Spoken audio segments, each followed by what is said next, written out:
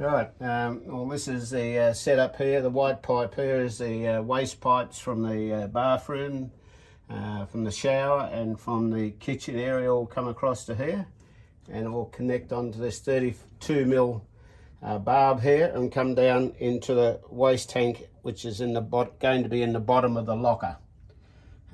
We got the lockers yesterday and we've put the first locker in on the other side. This here is the diesel heat diesel pump coming from the truck fuel tank. Comes along this line up into here, up this little blue line and up into here. And then it just has to be connected to the heater, and that's the exhaust going out to the back. And just need one more bracket over here. I'm going to make that now, and it's good. And then after that we can put this toolbox on, and guess what? Job done. Now, this is the diesel heat hot water service and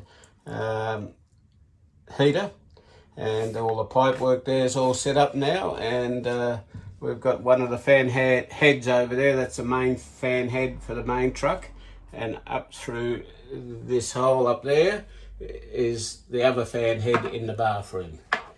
And we've got to do all the water pipes and that next week, and all I've got to do now is connect this fuel hose here to the heater, just here, the Abarcha heater, and put a bracket on that H piece over there on the heater. No, so it doesn't wobble.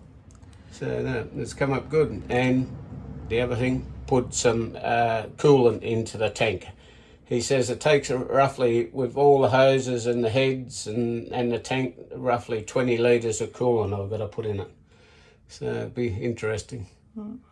So once we get all the water hooked up, we can fire that up and see what it's like. See if it works. Yeah, and it took you, what, about a day? No, not even that. Yeah. No, about half a day. Yeah. It's all wired in now, and it's just this fuel connection and one on the diesel tank on the truck, which is 10 minutes work and done.